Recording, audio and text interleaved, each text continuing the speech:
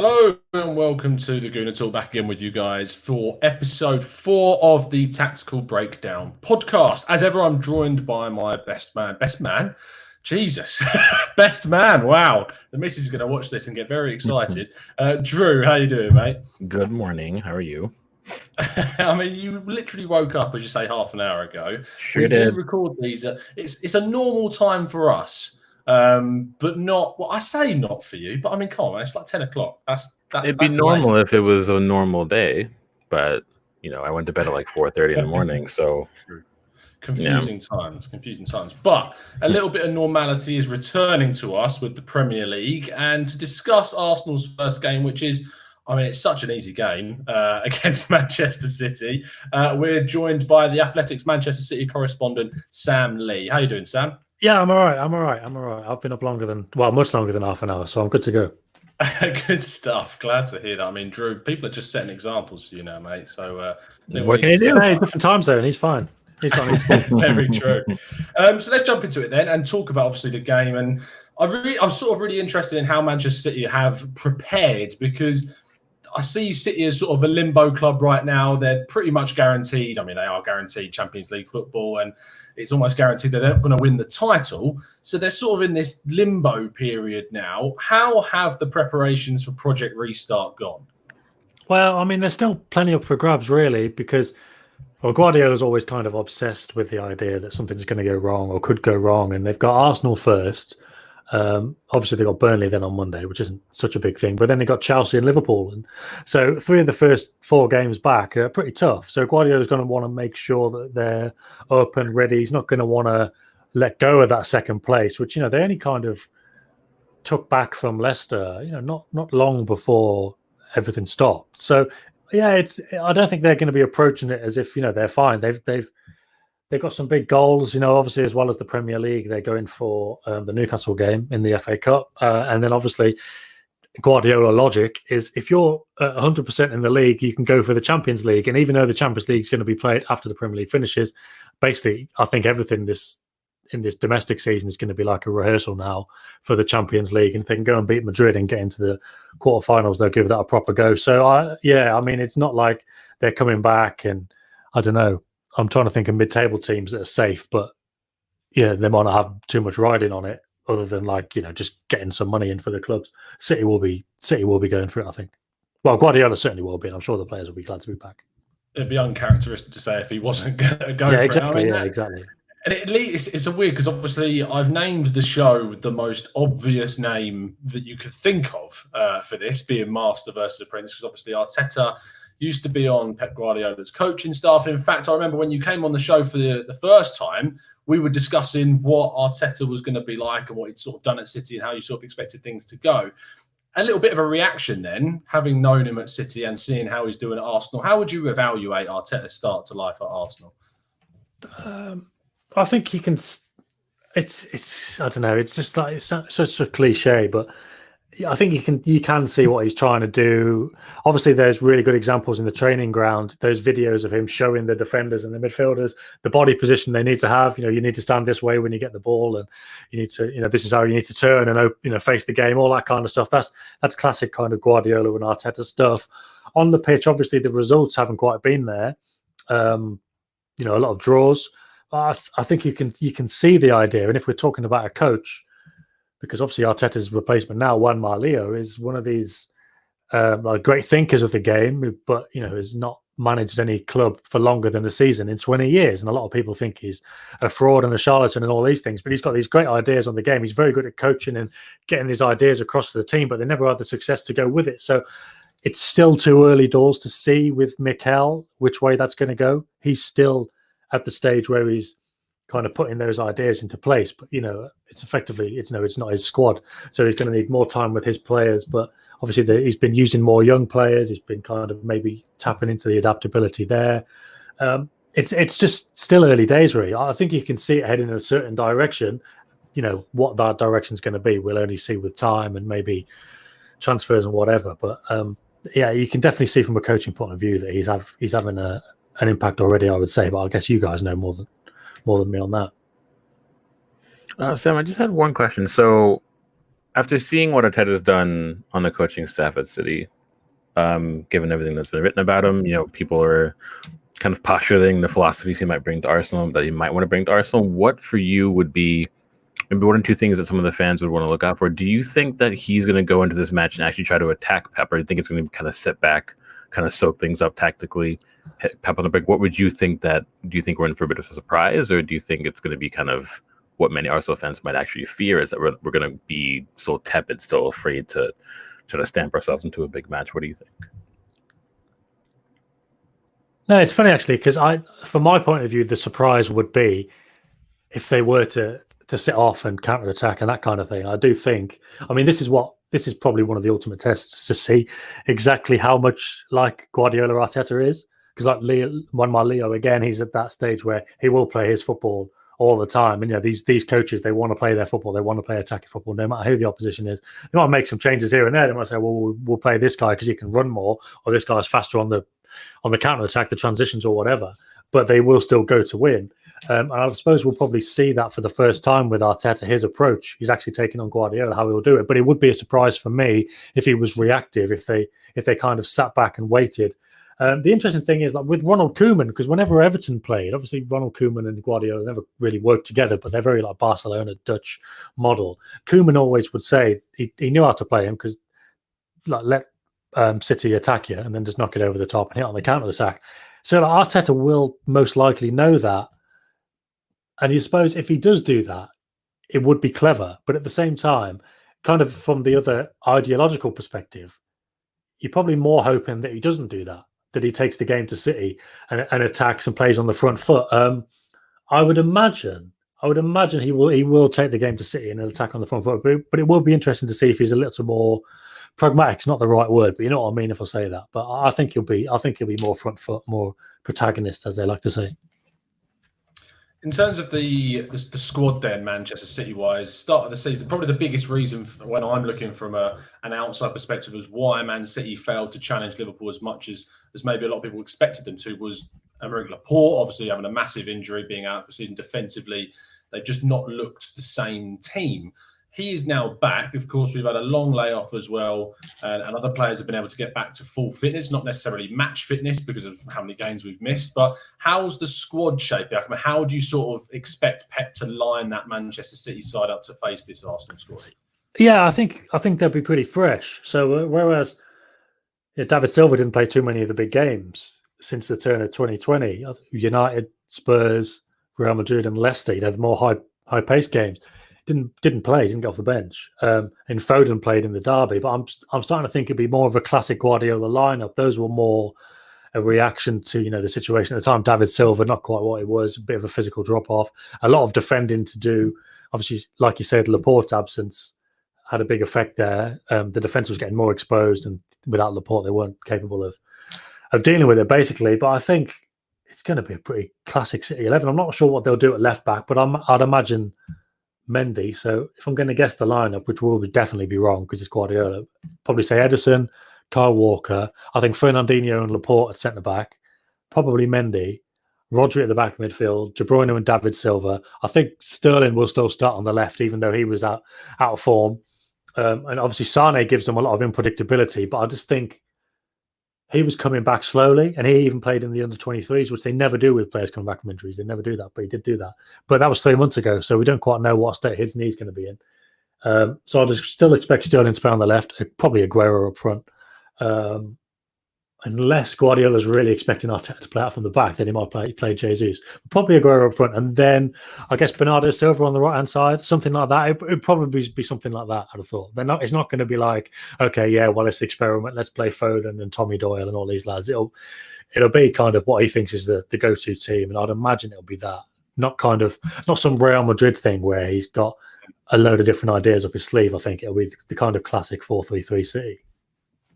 So if it is so classic, would you suggest that would give Arteta an edge in a sense? Because a lot of people have been talking about the fact that they'd be surprised. I mean, we did a show yesterday. I was chatting to another big Arsenal fan, Harry, who runs his own channel. And one of the big sort of narratives from that show was talking about how people in our live chat were saying that they'd be surprised if we got nothing from the game because of how familiar Arteta is with things. And if City do set up, as you say, in the typical 4-3-3. Do you think that gives Arsenal any edge at all, having a coach that knows that system inside out? Possibly. I think, definitely when you put it like that. But I'm kind of surprised to hear that a lot of your viewers and listeners think, they would be surprised if Arsenal didn't get something from the game. I think if this game had have gone ahead in March, Arsenal probably would have had a better chance. I mean, we don't know what state they're going to be in, how sharp the players are going to be. But I think if everyone's refreshed from City's point of view, mentally and physically, that's very good for them, and with Laporte back and everybody more fresh and, and the burden from the first bit of the season off their shoulders, I think they'll be much better off. Now, if it changes things that Arteta knows about the 4-3-3. I mean, there are always different ins and outs. And it's interesting, of course, that Arteta's last game at City, league game anyway, was the one at Arsenal in December. And City changed things up quite a lot then. But again, I think that was a reaction, like David Silva not playing at the start of the year. That was a reaction to the fact they hadn't done so well. I think the week before that was when they lost at home to United in that 4-3-3, and it really wasn't working. But I do think now that's what I mean. It's going to be more classic. They'll go back to that. There'll always be little nuances. And the only thing I can think of, if it is going to be something like a Real Madrid lineup, and what I mean by that is Gabriel Jesus on the left wing and Kevin De Bruyne as a false nine, something like that. The only thing I can think of is if they really try and, I suppose, confuse Arteta, but also if the new assistant manager says, I've noticed this, let's go and do this. And, that new thinking, because the new assistant is really going to refresh Guardiola's ideas and give him new ways of thinking about the game.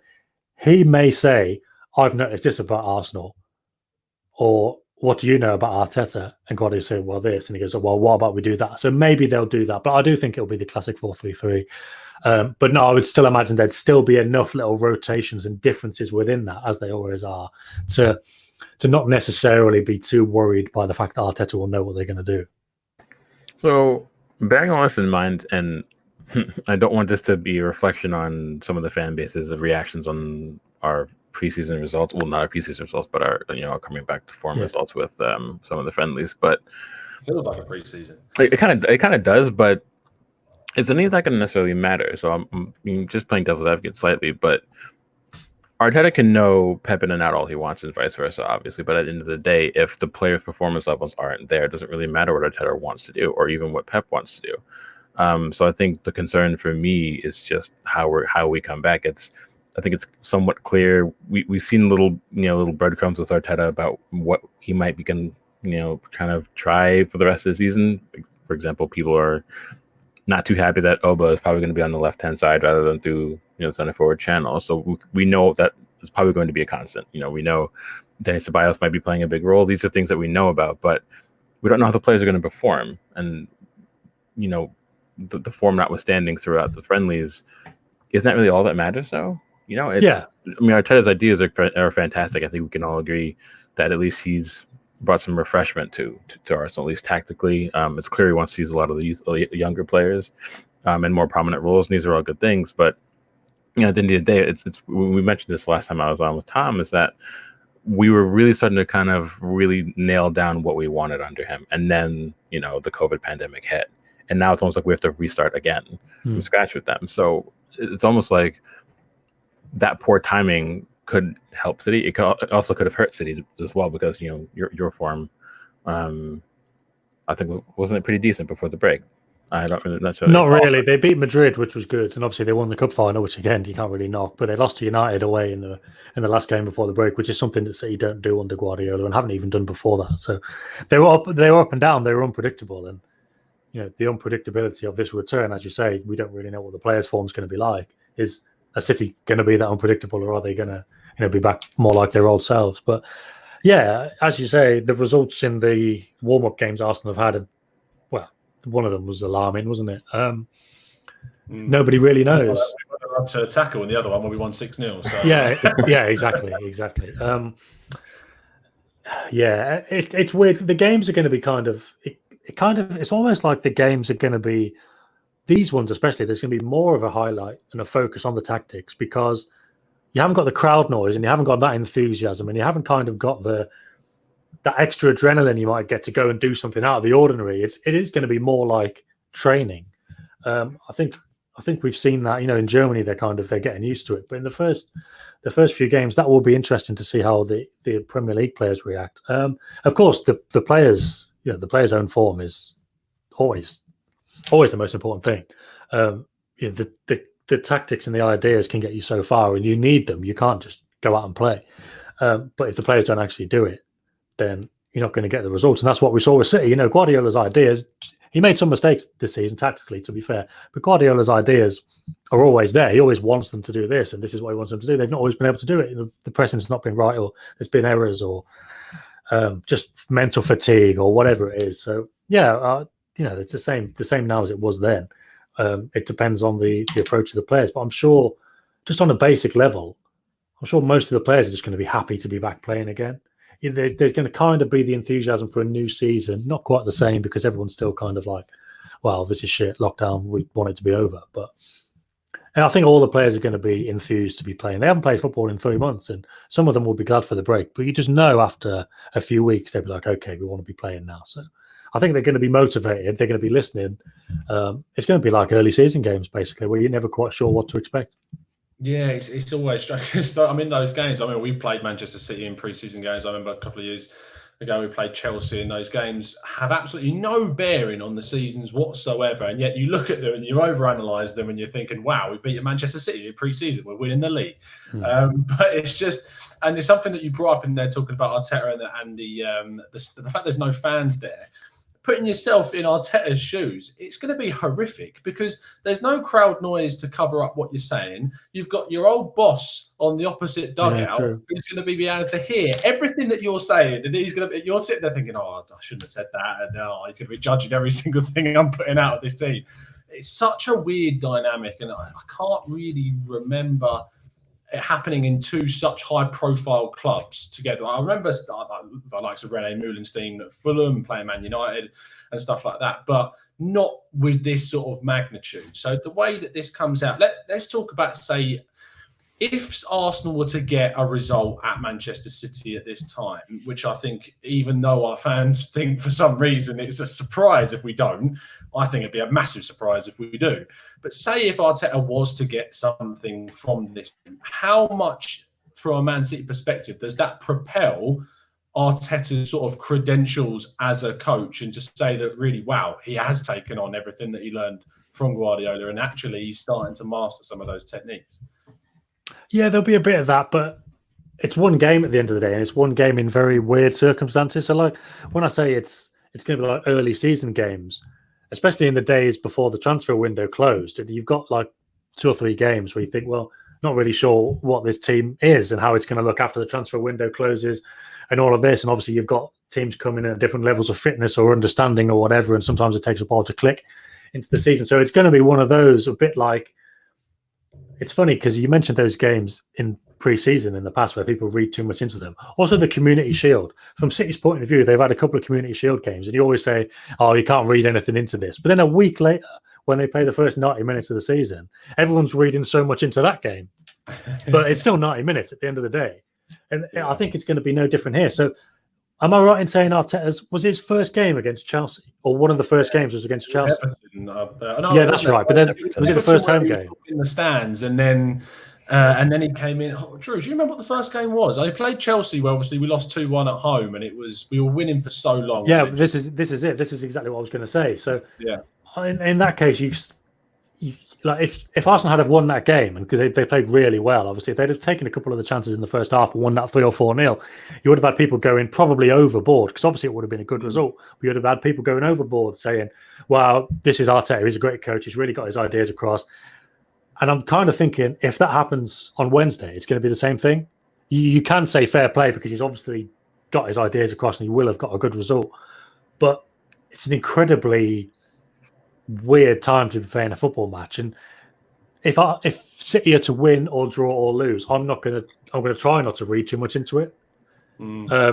If they were to win convincingly, you might be able to say, okay, yeah, this is a bit more like it because of what we know City to be. But on the basis of it being 90 minutes after a 3-month break, I think it's going to be very weird. So if Arsenal did get a result, I'm not trying to play it down before it happens, of course, but I'm just saying I wouldn't go overboard. So if he had won that game against Chelsea, there would have been a lot of very positive stuff coming out of that, but it still would have been too early. And if he does beat City, there will be good positive stuff coming out of that, but it would still be too early to go, God, this guy's amazing. He's definitely, it's 90 minutes after the 3 months off, behind closed doors, in all these weird circumstances, like you mentioned. It might be a mistake, it might be something else, it might not be a great tactical victory, it might be.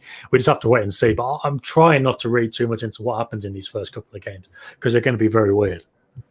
It might also be tricky. I know this.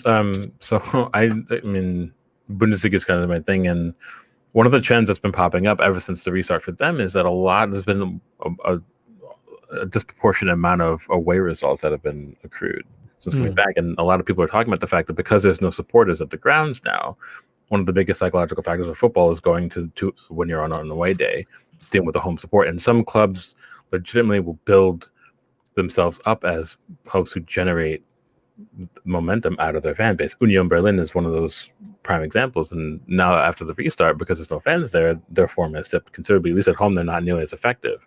So I was wondering, just from one quick thing, is how do you think that's going to fare, not just with City, but with the Premier League in general? Because for what it's worth, a lot of fans do kind of take the piss a little bit out of the EPL, the Premier League, because it's so hit and miss with a lot of the supporters when they're at their home ground. Some grounds are fantastic, other grounds you can hear a pin drop. Do you think it's going to matter for City, in your opinion? And by extension, do you think it'll be a similar trend will crop up in the Premier League moving forward for this rest of the season? What do you think about that? I think so, yeah, because I was kind of toying with the idea earlier on when I was talking about the fact that City, it's a very tactical side, obviously, and this game will be a very tactical kind of game.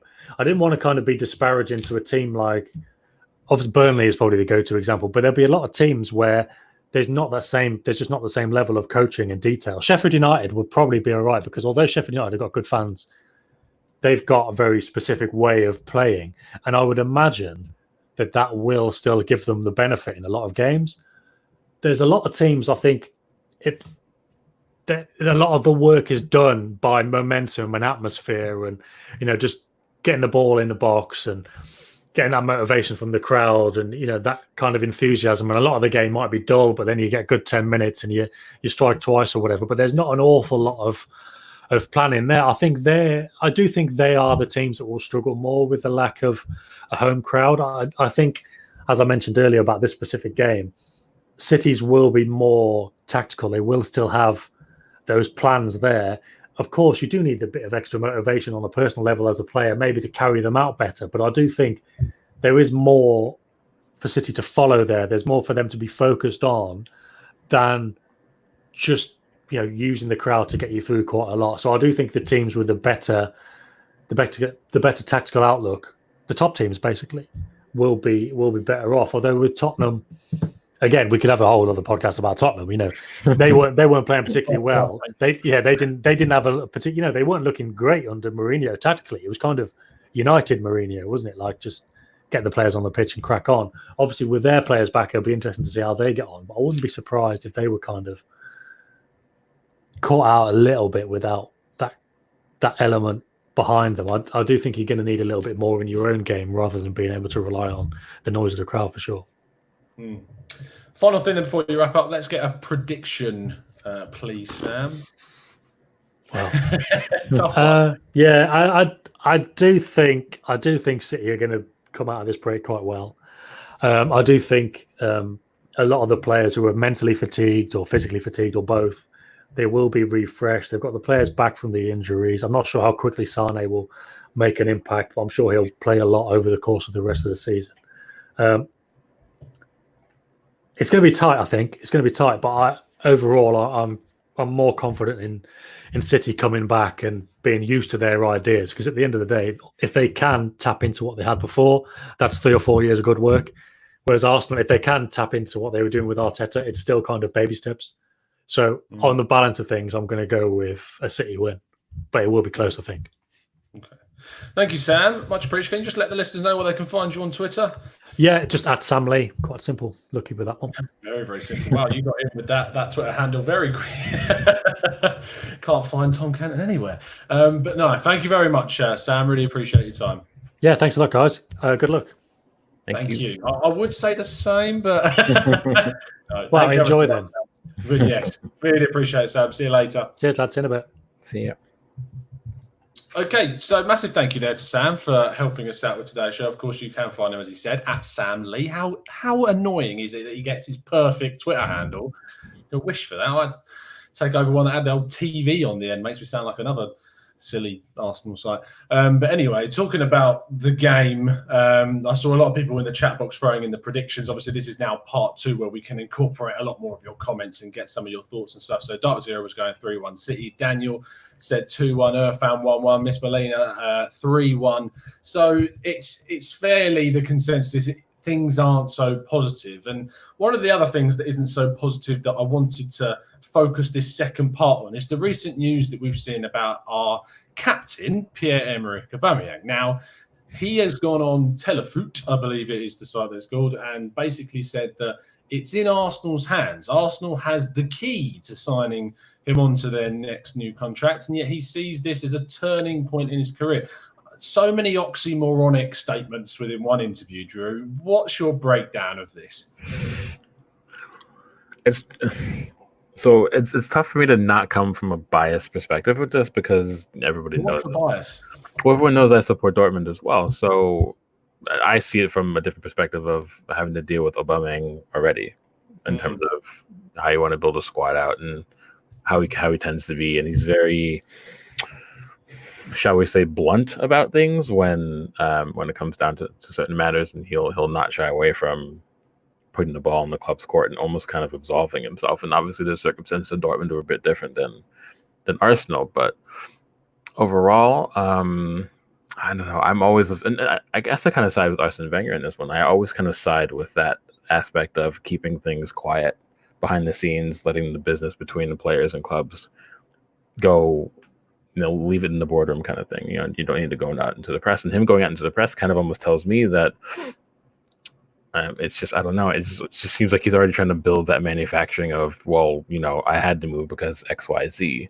You know what I mean? So, I don't know. But overall, if we did lose him, I wouldn't necessarily be too disappointed. I know that might be controversial for some people, but if you look at it, he's probably going to want, a longer-ish extension, maybe 2, 3, 4 years. He's probably going to want a pay bump. This will be most likely his last legitimate contract at a club of note, given his age. So you kind of have to wonder, does it make more sense for us to move on and sort of put more faith in someone like Eddie Nketiah, or if we keep Lacazette, with Lacazette, it's clear that Arteta does like him. Maybe that he feels he's more of what he wants in a center forward than Oba. So I don't know. I don't think we should really. I just don't think he's a player we should be building around right now. If we had to let him go, you can get him for a sizable fee, and you can reinvest that in the areas that we do need to reinvest in desperately. I think it makes sense. I don't know. You sell him for 40, 50 million. That means you can go right back into, center midfield like we talked about before. Or depending on what we do with the 8,000 center backs we have at the club in the summer, maybe who knows what will happen there. But the cash will be available, and that's not something we can necessarily say at the moment. So you just have to look at the bigger picture with squad building. So for me, I'm not tied to him. I think he's done brilliantly at the club. Considering we're not, the way we've been playing our football for the last couple of years, it's not a way that could really highlight him as a player, and yet he still has done an excellent job of getting the goals. And you would say that's exactly what the kind of player you were getting is an excellent goal scorer. But I don't think he's the kind of player now that you can concern yourself with building around for the future. I think we have a ton of players already at the club and in the youth pipeline you can say that about, and there's also players you can bring in as replacements to potentially to sort of hammer that in as well. So I don't know. My overall thoughts are that I'm not fussed either way. If he stays, great. But as long as he stays, it's got to be something that makes sense for us financially as well. We can't just be lumping in $200K a week, to him minimum. And we're not going to know if his goal production is going to stay the same. He's at an age almost now where his goals could easily start to drop unless you are truly a kind of elite player where no matter, you can play till you're 35 and still score 20 goals a season. In the league, I don't know if he's going to be that kind of player. None of us do. So putting in that kind of money for a return that isn't guaranteed is a big investment, especially for a club who isn't going to be able to compete with someone like, City, Liverpool, United, as we said before. See, I don't know. For me, it's always about the bigger picture. So again, I'm not tied to him. If we can get him on a good wage for not a huge extension, that's fine. But if not, then, thank you for your service, and we'll be okay. The Revanite in the chat said Van Persie-esque is what it's sounding like. I remember when the Van Persie thing happened, and then it all came out. The thing with the Van Persie thing, there's so many lies in that whole ordeal from what I feel like is both sides. I don't feel like Arsenal or Van Persie have said the whole truth in that event. What I do believe is that Van Persie wanted Arsenal to be more ambitious, and they weren't. I think that this is a different time. I'm not sure about if ambition is Aubameyang's main prerogative. I do get a complete money sense from this one, more so than I did with the Van Persie. And I know a lot of people called him Van Persie strings, but I genuinely believe that he wanted to win trophies, even though I hate his guts as much as the next person for going to Manchester United and doing it. But I just get more of a feeling that this Aubameyang situation is more financially driven than the Van Persie situation. I mean, I mentioned this in the WhatsApp chat. I don't know if you saw it with Andy. Hi, Andy, if you're watching or watching later. If not, I'll give you shit later. Andy's probably still asleep if he's not working. It's 8:30 in Denver. But people say that players always want to win trophies and whatnot. But you have to also understand that Oba came here because he didn't want to be at Dortmund anymore. Period. End of discussion. He wanted out, and it was either us or China. No other clubs came in for a bid for him, so it was either stay in a place he doesn't feel accepted or wanted or happy. Fans weren't happy with him. Management, Misha Zorc wasn't happy with him either, so he had to leave.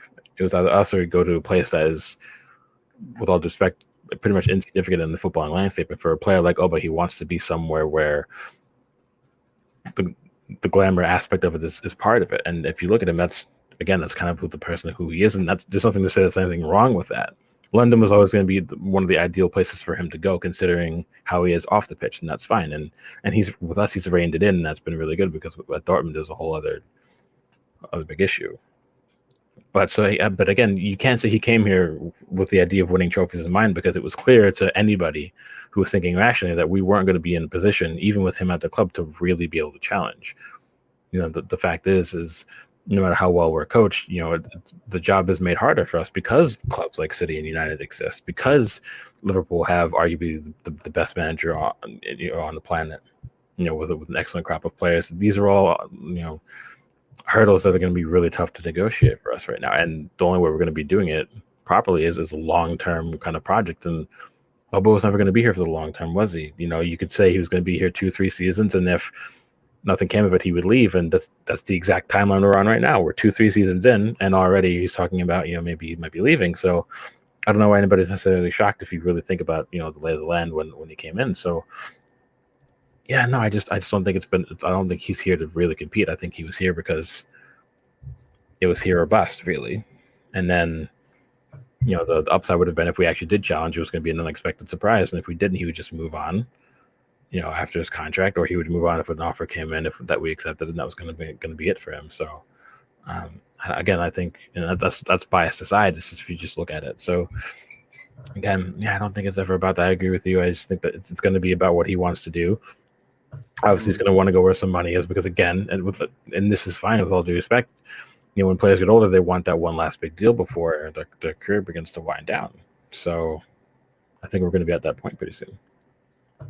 It's gonna rumble on. It's gonna be obviously the main talking point in Arsenal's squad up until I think it probably supersedes much of the incoming transfer talk. But that is where we're going to go with this conversation next, because there are increasing rumours that Justin Kluivert is coming. Now, if you'd have said like 2 months ago, not 2 months ago, probably a bit longer than that, but if you'd have said like Christmas time, Arsenal are going to be going for Justin Kluivert and Roma are going to allow him to leave, I'd have said you're mad, because I sort of looked at him when he left Ajax as arguably one of the hottest wide prospects in Europe at the time. And now seeing him sort of used as a make weight, if you want to use it rather disrespectingly, in a deal which basically means that Mkhitaryan, who is desperate to leave and desperate to go to Roma, and who is desperately wanted by Roma, which staggers me even more, even though I know he's done well, but to let such an exciting young prospect go.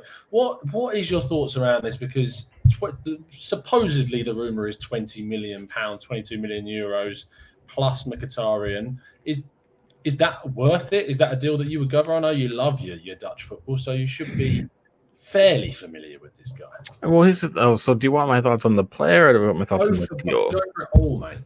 I mean, the player itself, I think when he was at Ajax, he was in the system that really suited his ability. He's a very good technical winger. He's got pace. But I think he was, at the time in his development, he was very suited to Dutch football. And I think you could see that the potential and promise was there. And, given who his father is and how self-assured that he was as a player, and they went through the same, football and culture at the same club. So obviously you would say that he would have all the ingredients, especially plus the motivation. If you do any research about Patrick Kluivert off the scenes after he retired, he's incredibly involved in all his son's footballing careers. So they always have that, yes, additional motivation, but also a lot of pressure as well. And I think part of him leaving Ajax, I don't know all of it behind it, but I do think that he felt maybe the need is, I need to leave so I can get to the next level, try to get to where my father was, kind of thing. And I think that's all well and good, but I do at the end of the day think that he pulled a Memphis Depay and left too soon. Justin Kluivert's still only 21 years old. He left Ajax, I think he left 2 years ago, so he was 19 when he left.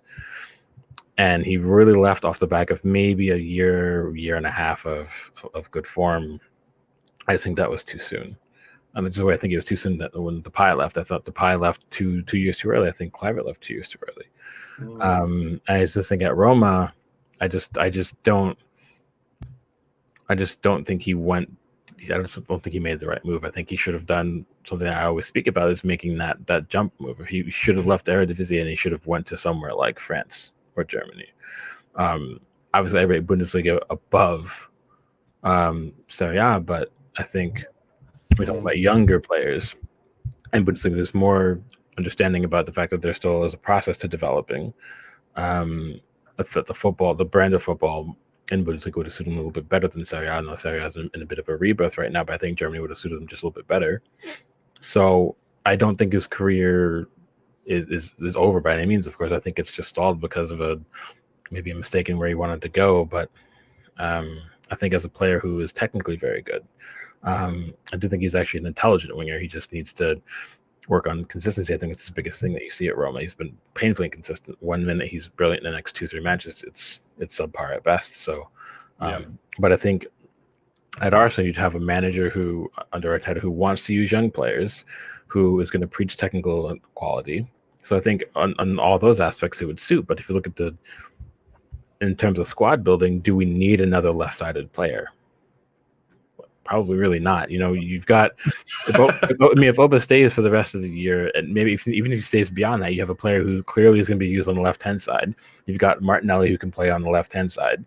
You've got Saka who can play on the left-hand side. You've got even Nelson who can play on the left-hand side. That's already 4 players you're talking about who can suit and fit in on that left-hand side role. So would you really need yet another one? That kind of deal makes it seem like the club is planning ahead for something that we don't even really know about yet. So that would be my concern, is should that be our priority right now? If we're making this a priority, it means that I think Oba's going to leave. I think that's and then so you think it has more of a bearing on the Oba deal than Saka contract? I think so. I think we're going to be fine with Saka. I honestly really do. Yeah. But also we don't know what's going to happen with Tierney. Saka did show a lot of promise in being transition to that left back role, and you've seen a lot of young wingers transition into left backs, and there's one currently at Bayern Munich who's been doing it very, very well, and Alphonso Davies. So it's not awkward to think that maybe Saka's going to be transitioned back there. We don't know what Kolasinic's features are going to hold. It's clear that Arteta quite likes Tierney, but wouldn't it make sense to transition Saka into a left back, let Kolasinac go? That way we don't have to invest in another left back. Does that not weaken our position contractually? Because I feel like Saka would want to be more of a forward player. And say if we were going to go down the route of saying that we're going to play him as a left, we're going to convert you to a left wing back, and you're going to be the best left wing back in the league if you go down this route. I still don't feel like that inspires him to sign a new deal. I feel like he'd want assurances that he's got a future at left wing rather than left back. I don't disagree, but you also look how young he is. You know, and again, for all we know, we might be loaning him out for a year or two come after the summer window, you know, come starting next season. We don't know yet. He's only 18.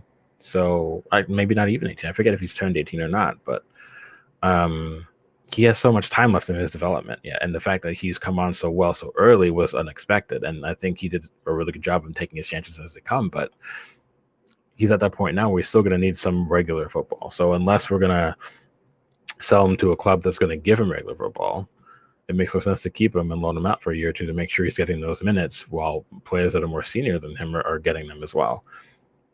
And then we kind of take it from there in another 2 years. So, I mean, I don't know what the club's going to do. Obviously, I'm not in on the inner workings, but if we're going, how dare I? But if all these rumors are true and the deal comes to pass, if we're going after Kluivert, there's a reason for it. Whether if it's because of Saka insecurities that we don't know about, or if it's a guarantee that means Oba is leaving, we don't know.